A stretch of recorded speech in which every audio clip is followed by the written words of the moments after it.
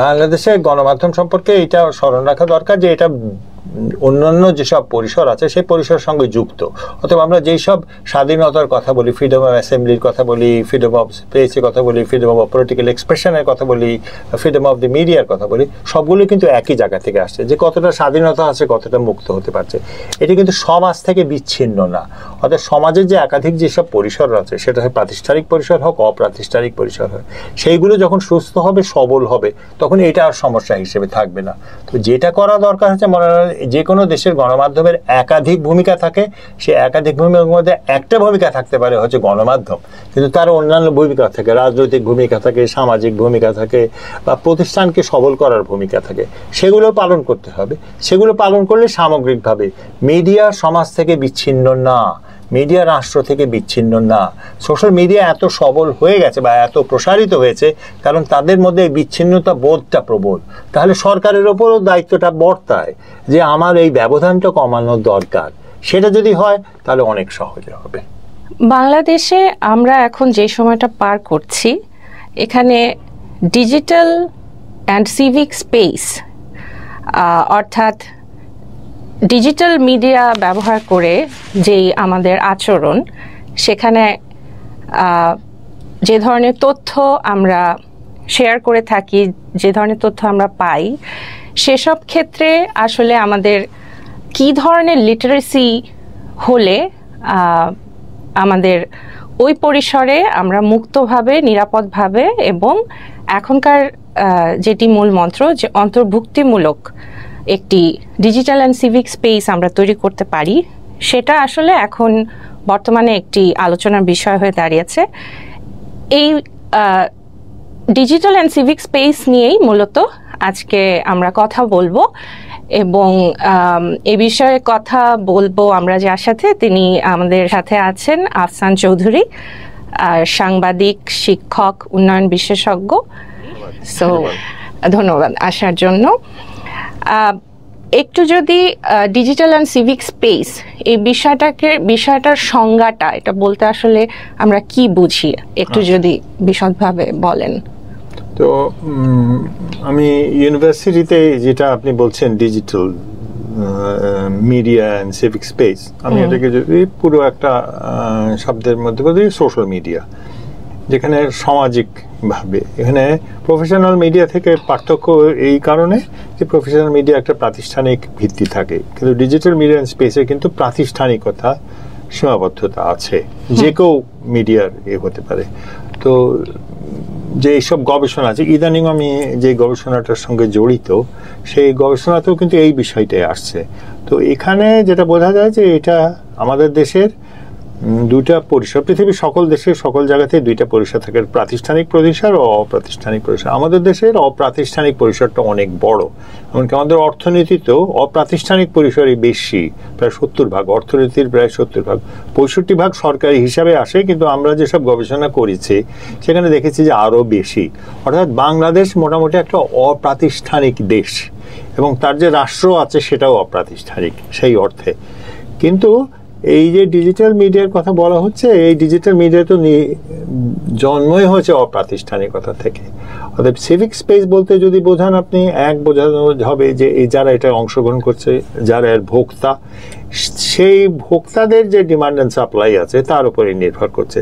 তো আমরা নিয়ন্ত্রণ করার কথা যদি চিন্তা করি, যেমন ধরুন নিয়ন্ত্রণের এই ডিজিটাল নিরাপত্তা আইন ইত্যাদি ইত্যাদি এইসব ব্যর্থ হয়েছে, এটাতে হয় না, এটাতে নিয়ন্ত্রণ হয় না।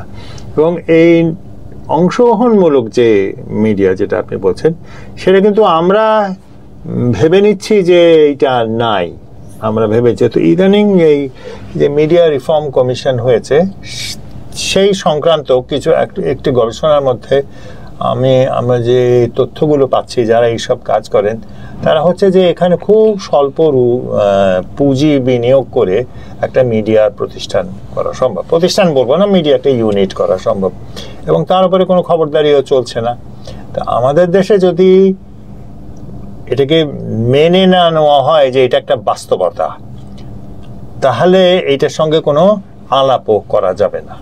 দ্বিতীয়ত, আপনি যদি পুরো মিডিয়ার দুনিয়ার দিকে তাকান, প্রাতিষ্ঠানিক বড় বড় পত্রিকা যদি দেখেন, আপনি টেলিভিশন তো রয়েছে, তাহলে দেখবেন কিন্তু সবাই কিন্তু তাদের মূল প্রাতিষ্ঠানিক যে সব মিডিয়ার অ্যাঙ্কারগুলো আছে সেগুলো ছড়ে দিয়ে ডিজিটাল মিডিয়াতেই যাচ্ছে। আপনি এখন ডিজিটাল মিডিয়াই হচ্ছে বাংলাদেশের প্রধান মিডিয়া।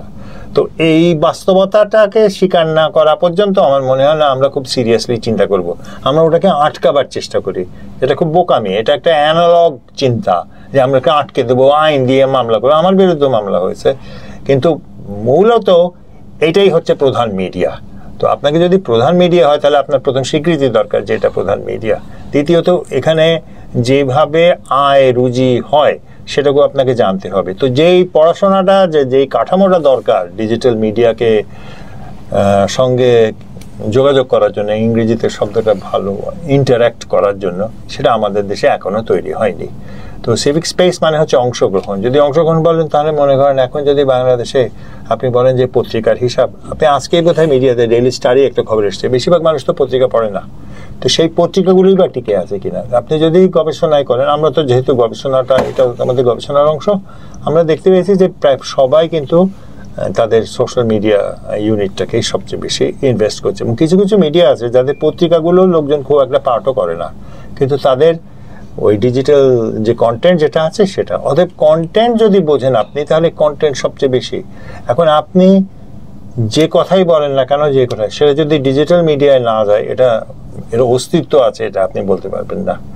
তো সেই ক্ষেত্রে আমার মনে হয় প্রথমত বাস্তবতাটা স্বীকার করা, এবং দ্বিতীয়ত হচ্ছে যে সিভিক স্পেস আপনি বলছেন, সাধারণ জনগোষ্ঠী যদি আমি বলি, তাহলে তাদেরকে জিজ্ঞাসা করা দরকার জানার জন্য, কারণ আপনি নিয়ন্ত্রণ করতে পারবেন না যে আসলে তারা কি চায়।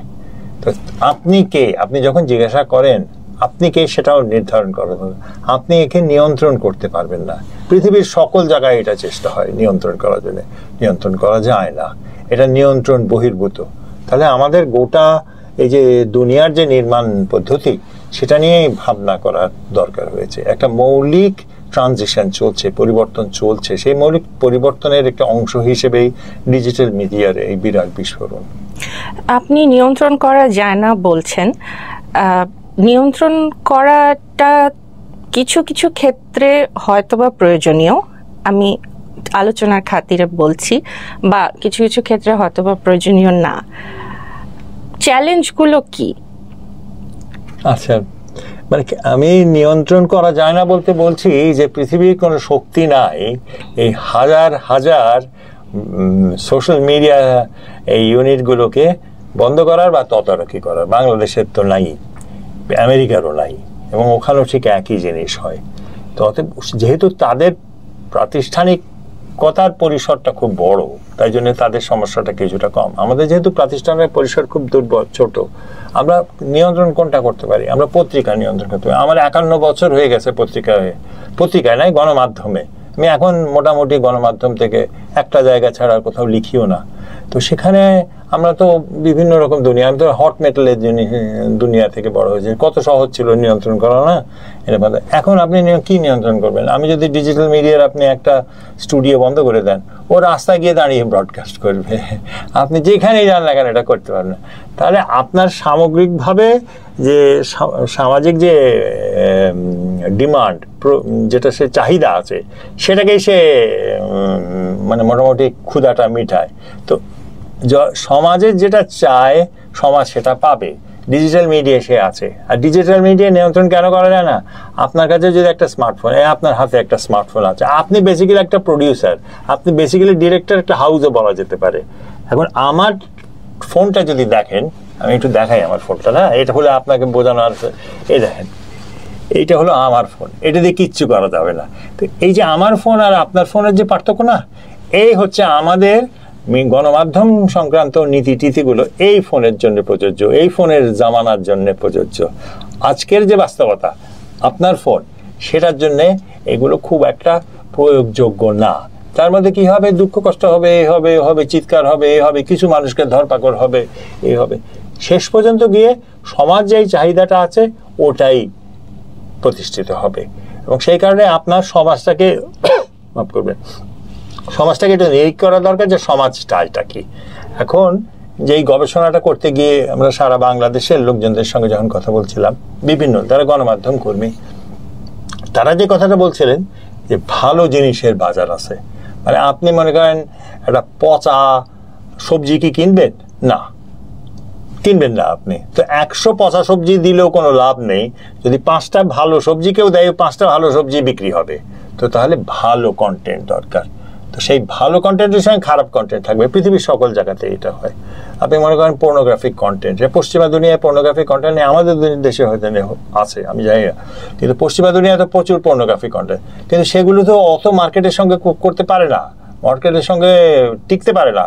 খুব সহজে ওটা বানানো যায়, এ কথা আজকাল এআই এর যুগে আরো সহজে বানানো যায়, টিকবে না। কিন্তু ভালো মিডিয়া লাভ যদি করতে চায়, বাংলাদেশে যেই পত্রিকাগুলো লাভ করে, খয়রাতি সাবসিডি দেওয়া পত্রিকার কথা বাদ দেন, বা মিডিয়ার কথা বা টেলিভিশনে যাই বলেন আপনি, কিন্তু যেটা মার্কেট থেকে টাকা তুলে ভোক্তার উপরে নির্ভরশীল যে মিডিয়া, প্রত্যেকটা ভালো মিডিয়া। তো তাহলে আপনাকে বুঝতে হবে যে ভালো কন্টেন্ট। তো তাহলে আমার মনে হয় যারা ক্ষমতায় আছেন তারা যদি ভালো কন্টেন্টের দিকে নজর দেন, তাহলে তারা অনেক বেশি এখানে একটা অংশীজনের ভূমিকা পালন করতে পারেন। তো এই বাস্তবতাটা মানা দরকার। আমার মনে হয় না এখনো ওই পর্যায়ে গেছে, মানবে আই এম শিওর। ডিজিটাল স্পেসে বা আরো সহজ করে যদি বলি সোশ্যাল মিডিয়ায় আমরা তো কিছু আচরণ করি, নিয়ন্ত্রণের জায়গাটা থেকে সরে আমি যদি বলি যে এই আচরণগুলা আমরা যাতে মুক্তভাবে এবং নিরাপদভাবে করতে পারি, সেটার জন্য মিডিয়া লিটারেসির খুব দরকার এই মুহূর্তে, এটা এখন বলা হয়। এই বিষয়টাতে যদি আপনি আপনার, আমি মিডিয়া লিটারেসির উপরে গবেষণা করেছি প্রায় 10 বছর আগে থেকে। তখন আমরা যখন কাজটা করেছিলাম, এই গবেষণাটাই দেখেছিলাম যে বাংলাদেশের মিডিয়া লিটারেসি বলতে খুব একটা কিছু নাই। তো তাহলে কি হচ্ছে, যে প্রস্তাবটা এসছে, আমি বলছি না যে প্রস্তাবের আমি পক্ষে বা বিপক্ষে, সবার কাছ থেকে যে প্রস্তাবটা এসছে যে স্কুল থেকে মিডিয়া লিটারেসির ক্লাস হওয়া উচিত, যাতে করে মানুষ জানতে পারে যে ভালো জিনিস কি আর খারাপ জিনিস কি। এখন মনে করেন আমি কালকে না পরশু আমাকে একজন ফোন করে বললো যে আপনি দেখেছেন এরকম একটা হয়ে গেছে। আমি তুমি সোর্সটা দেখছো? সোর্স কি? বলে সোর্স তো দেখি নাই। আমি তোমার সোর্স দেখা উচিত ছিল না, তুমি সোর্স না দেখে তুমি টেনশন করতেছো খামাখা আলতু ফালতু। তো সে করে, এখন ওর তো ধারণাও নেই যে কোনটা দেখতে হবে। তো ও যদি ভালো জিনিস দেখে আর খারাপ জিনিস দেখে, তাহলেই না ও বিচার করতে পারবে। তো ওই বিচার করার প্রশিক্ষণটাও, তবে আমি মনে করি এটা একটা বিশাল একটা বিষয় যে প্রশিক্ষণ দেওয়া যে মিডিয়া লিটারেসিতে, তবে সবাই এ কথাটা বলেছে। তার মানে কি, এটা মানুষ বুঝতে পারছে যে ভালো কন্টেন্ট চিহ্নিত করার প্রশিক্ষণটা দরকার। আমরা যেমন ভালো বই, আমরা কি করে বুঝতে পারি ভালো বই? সবাই যখন ভালো বলে তখনই তো বুঝতে পারবে। পচা বই কোনটা সেটাও তো আমরা সবাই বুঝতে পারি। জনপ্রিয় বই কোনটা এত সবাই জনপ্রিয় বলে। তো ওই লেখাপড়ার ক্ষেত্রে যেটা হয় সেইটা যেমন ঠিক একই ক্ষেত্রে ডিজিটাল মিডিয়া কন্টেন্টের ক্ষেত্রেও তাই হওয়া উচিত, তাই হওয়া দরকার। এখন এটাই কি আপনার সবচেয়ে গুরুত্বপূর্ণ? আপনি তো অনেক সময় মিডিয়াকে ব্যবহার করেন নিজের স্বার্থে, আপনি সেটা ক্ষমতাবান হোক, যে অবস্থাপন্ন হোক, যাই হোক যে করে। অথবা আপনি চান কিনা, মানে আপনি যদি কন্ট্রোলের কথা বলেন, আমি কন্ট্রোল শব্দটা কত নেগেটিভলি বলছি না, আমি হচ্ছে নিয়ন্ত্রণের কথা যদি বলেন, তিনি কি চান আসলে এই যে মানুষের মিডিয়া লিটারেসি হোক? কারণ মিডিয়া লিটারেসি হলে তো অনেক কিছু বলা যাবে না যেটা পাবলিক গ্রহণ করবে না। ডিজিটাল মিডিয়ায় কি হয়, আমি তো ডিজিটাল মিডিয়া যেহেতু আমাকে পড়াতে হয়, আমি স্টুডেন্টদের দেখাই যে দেখো কিছু জিনিস আছে পরিবর্তন করা যায়। আমি একটা গানের এক্সাম্পল খুব ভালো দিই, এই আপনারা দেখতে পারেন সোশ্যাল মিডিয়াতে গানটা আছে, আমি এটা ক্লাসের প্রথম দিন হয়, ওই দিনই ওদের মাথা খারাপ হয়। সেটা হচ্ছে বাবা তোমার দরবারে আজ কত পাগলের খেলা, কি একটা গান আছে গানটা। তো আমি বলি যে মূল অরিজিনাল কন্টেন্ট কোনটা? অরিজিনাল কন্টেন্ট যেটা, এটা ইন্ডিয়া থেকে তৈরি একটা গান, কত 30 মিলিয়ন। আচ্ছা 30 মিলিয়ন, গ্রেট, 30 মিলিয়ন হলো। তারপর আমি আরেকটা দেখাই, তখন এই একই গানের আরেকটা ভার্সন আছে, একটু লাভ দাব দিয়ে চিৎকার করে গান আছে, ওইটা দেখা গেল 50 মিলিয়ন। তারপরে আমি ওদেরকে একটা দেখাই রিয়েলি ব্যাড কন্টেন্ট, একটা ছেলে আর মেয়ে নাচছে, মানে এটার সঙ্গে গানের সঙ্গে ওদের নাচানাচের কোনো সম্পর্ক নেই। ওরা যখন দেখতে পায় যে ওটা হলো 170 মিলিয়ন, তখন ওদের মাথাটা খারাপ হয়ে যায়। তখন ওরা বলে যে এটা কি করে হলো স্যার, আর কি করে হলো না? তার মানে ডিমান্ড অ্যান্ড সাপ্লাই। এখন আপনি এটা অস্বীকার করতে পারবেন না, 170 মিলিয়ন হবেই, কিন্তু ওই যে 30 মিলিয়ন 50 মিলিয়ন হচ্ছে, এটা কম না, এটা কম না। ওই 30 মিলিয়ন 50 মিলিয়ন লোকেরাই কিন্তু 170টা দেখছে। যদি শুধু মার্কেটে ওই 170 থাকতো তাহলে কিন্তু এই অরিজিনাল কন্টেন্টটার কোনো মূল্য থাকতো না। তো তার মানে আপনার এই ভালো কন্টেন্টের পাশে বাজে কন্টেন্ট থাকবে, ওটা হয়তো দেখবেও মানুষ, কিন্তু ওটাকে গুরুত্ব দেবে না, ওটা মূল ধারা হবে না। এটাই আপনি করতে পারেন, এটাই হচ্ছে বিষয়। আচ্ছা,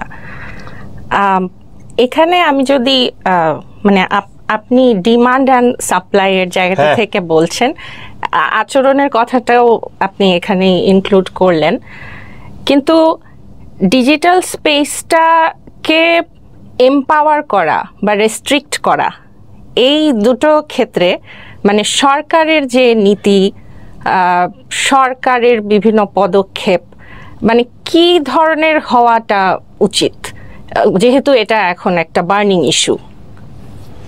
সরকার চেষ্টা করবে এটাকে নিয়ন্ত্রণ করতে, কিন্তু সরকার তো নিজে যে সরকারই থাকুক না কেন সে নিজের স্বার্থে নিয়ন্ত্রণ করার চেষ্টা করবে। হয়তো জনগণের কাছে বলবে যে এটা জনগণের স্বার্থে নিয়ন্ত্রণ করার চেষ্টা, মানুষও চাইবে যে, যেমন যারা মা বাবা তারা চাইবে যে বাচ্চাদের কাছে সব ধরনের কন্টেন্ট না যাক ইত্যাদি, কিন্তু আদৌ পারবে কিনা? এই যেমন কদিন আগে একটা ঘটনা, সবাই গালি দিয়েছে সোশ্যাল মিডিয়াকে।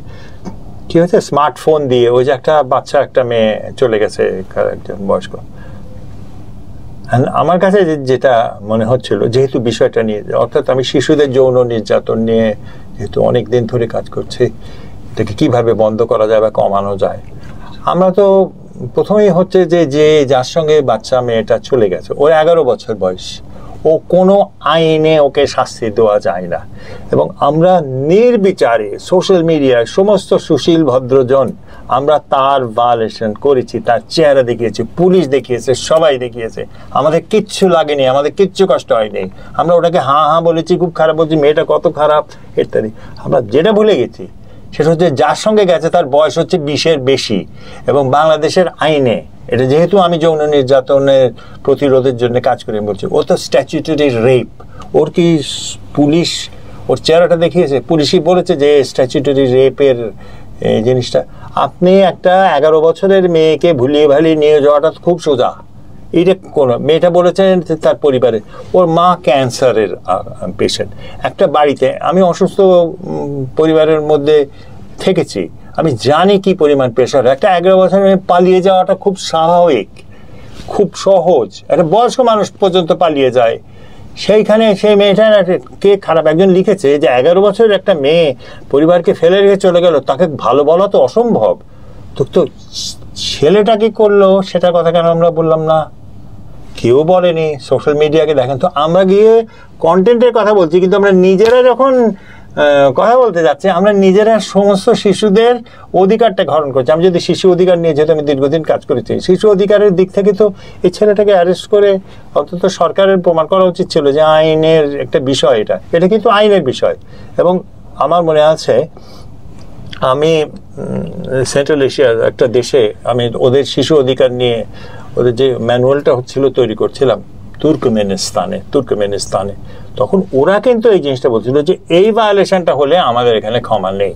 তো বাংলাদেশে তো আপনি করে নিচ্ছেন, তাহলে একটা বিষয় দিয়ে আপনার এই ভায়োলেশনটা হচ্ছে না। তো সরকারকে করতে হবে কি? সরকার কি সোশ্যাল মিডিয়া নিয়ন্ত্রণ করবে?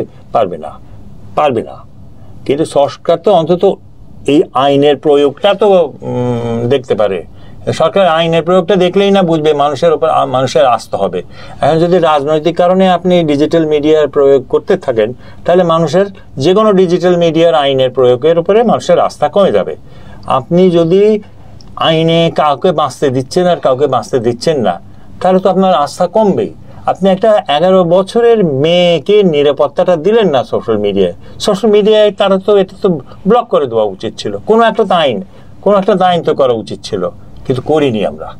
এবং সাধারণ মানুষ, আমাদের মতো মানুষ যারা এইসব বিষয় নিয়ে খুব সচেতন হয়, আমরাই কিন্তু মেয়েটাকে গালি দিয়েছি। তাহলে আমরা যখন এই যদি আমরা হই, তাহলে আমাদের কি ধরনের সোশ্যাল মিডিয়া তৈরি হবে, এটা আমার মনে রাখা দরকার। আমি গবেষক হিসেবে এই কথাটাই প্রশ্ন তুলব এবং তুলেছি, এবং আমার ছাত্রছাত্রীরা যদি গবেষণা করবে, নেক্সট সেশনে যখন তাদের পড়াবো, আমি এইটাকে তো কেস স্টাডি হিসেবে দেখাবো, তখন তারাই তো উত্তরটা দেবে। এটা তো খুব পরিষ্কার যে আমরা নির্যাতনের পক্ষে যাই, এমনকি শিশুদের উপর একটা নির্যাতন হলো। সোশ্যাল মিডিয়ায় যারা যারা ওই জিনিসটা করেছে, মেয়েটার চেহারা ছবি দেখিয়েছে এবং গালি দিয়েছে, তারা প্রত্যেকেই নির্যাতনের অপরাধী। আমরা তাহলে এই জিনিসটাকে মেনে নিচ্ছি, আমরা বলছি না ঠিক আছে, কারণ কি আমার খারাপ লেগেছে, যত আমরা মনে করছি অনলাইন মেয়েটা কেন গেল, ছেলেটা যে মেয়েটাকে নিয়ে গেল, আমরা একটা 20-21 বছরের বয়স্ক ছেলেকে কিচ্ছু বলছি না, এটা অদ্ভুত না? তো তাহলে আপনি কি ধরনের, এই ধরনের সমাজে কি ধরনের সরকারি ভূমিকা আশা করেন? সরকারও কোনো ভূমিকা নেয়নি, সরকারও কোনো কিছু বলেনি, সরকারও নীরব ছিল, অন্যান্য যারা ছিল তারাও নীরব ছিল, কিছু কিছু মানুষ হয়তো ব্যক্তিগত পর্যায়ে বলেছে, কিন্তু মোটামুটিভাবে আপনাদের সামাজিক চিত্রটা হচ্ছে এইটা। এর মধ্যে আপনাকে চিন্তা করতে হবে কি ধরনের কাঠামোর ভিত্তিতে এই সোশ্যাল মিডিয়া কাজ করবে। আপনি শিশুদের উপর যৌন নির্যাতনের বিষয়টা বললেন, এটার সাথে খুব ক্লোজলি রিলেটেড আরেকটা বিষয় আছে, সেটা হচ্ছে অপতথ্য বা ডিসইনফরমেশন। এবং এটার দেখা যায় যে এটার একটা সহজ টার্গেট হয় নারী। এটা কেন হয়? যে সহজ টার্গেটটাকে তো মানুষ করবেই, যে সহজ টার্গেট হবে তার তো মানুষে করবেই। এবং যখন সোশ্যাল মিডিয়া নিয়ে আমি এটা বোধহয় একটা গবেষণা ছিল, আন্তর্জাতিক একটা গবেষণা, তো ওখানে পৃথিবীর অনেক দেশের ডেটা আসছিল এই সোশ্যাল মিডিয়া সংক্রান্ত ডেটা।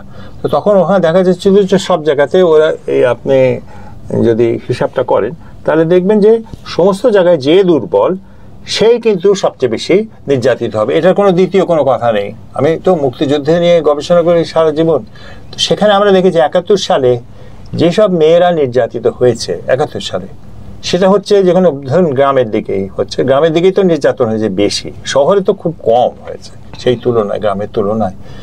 সবচেয়ে বেশি নির্যাতিত হচ্ছে কারা? সবচেয়ে গরিব মেয়েরা, সবচেয়ে গরিব মেয়েরা সবচেয়ে বেশি নির্যাতিত হয়েছে। যেটা করতো কি, পাকিস্তান আর্মি প্রথম পিরিয়ডে এপ্রিল মাস পর্যন্ত পাকিস্তান আর্মি আক্রমণ করেছে, এই করেছে। তারপরে যখন আক্রমণটা বন্ধ হয়েছে এপ্রিল মাসের পরে, পাকিস্তান আর্মি সেনাবাহিনী একটা জায়গায় গিয়ে ক্যাম্প করলো, মনে করেন কয়েকশো সেনাবাহিনীর লোক।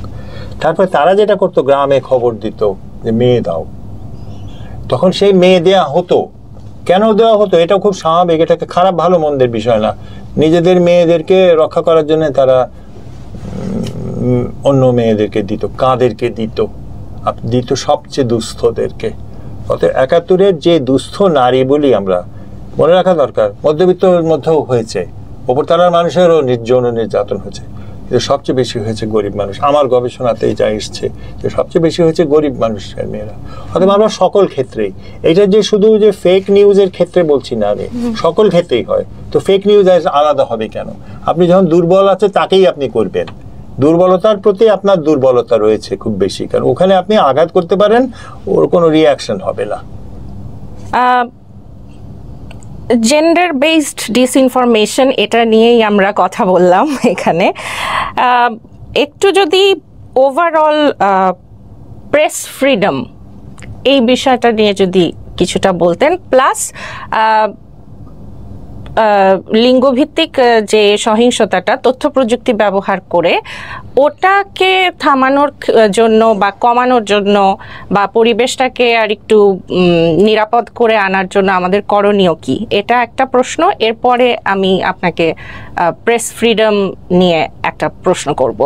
আগে যদি একটু নারীর বিষয়টা বা লিঙ্গভিত্তিক, শুধু নারী না, এখানে বিভিন্ন লিঙ্গের মানুষ আছে, এই জায়গাটা যদি।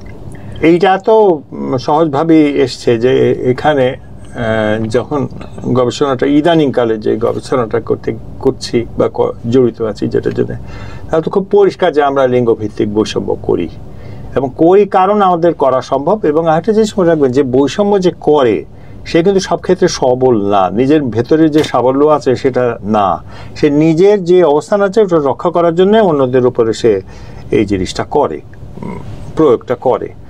এখন আপনি যদি সবল, এখন কাঠামোগতভাবে মানুষের সাবল্য কোথা থেকে আসে? আপনার আর্থ সামাজিক অবস্থান থেকে। তো আর্থ সামাজিক অবস্থা যদি মধ্যে যদি বৈষম্য থাকে তাহলে আপনি এটা করবেনই। আপনি যদি বলেন যে এ সুবিধা পাবে আর এ সুবিধা পাবে না, সেটা আচরণে হোক, কথায় হোক, যা এতেই হোক, তাহলে কিন্তু এটা যাবে না। আমার মনে হয়, আমি ইতিহাসও তো পড়াই, এবং তত্ত্ব, ইতিহাসের তত্ত্বও পড়াই।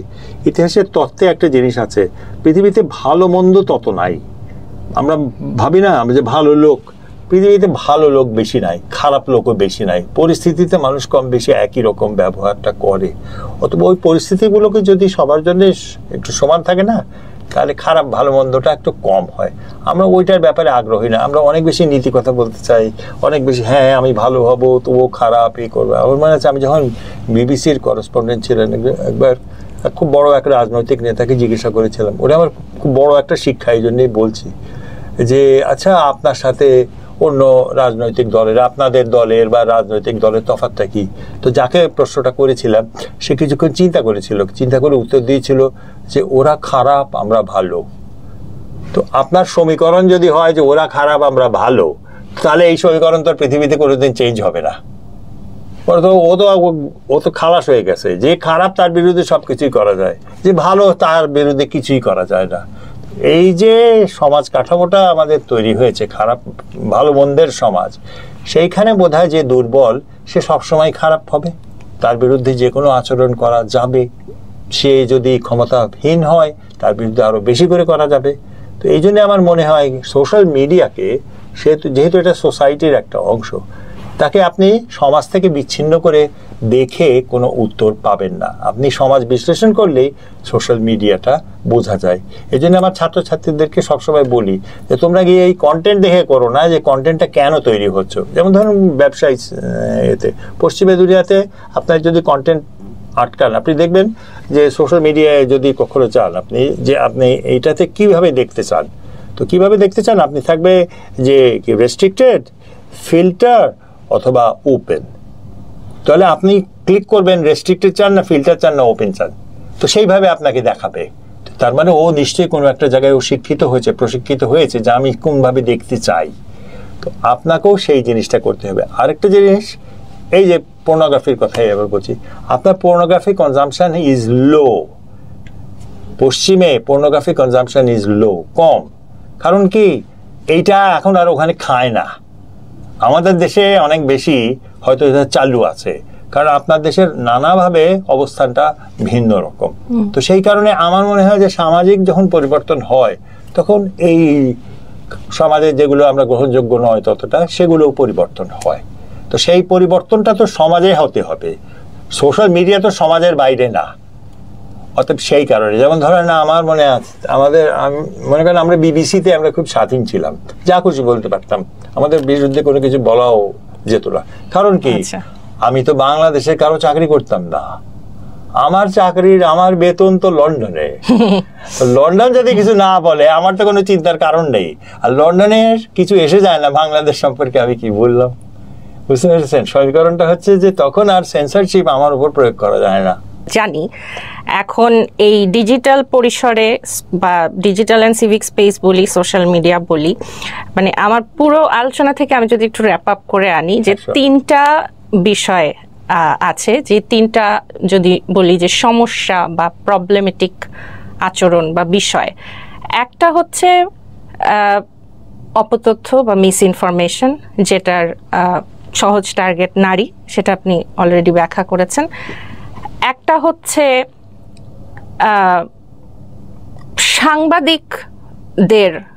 সাংবাদিক এবং হিউম্যান রাইটস ডিফেন্ডার্স যারা, তাদের ওপরে একটু নজরদারি খবরদারি বেশি হয়, সেটার জন্য কিছু বিতর্কিত আইন আছে, সেই বিষয়টা আপনি বলেছেন।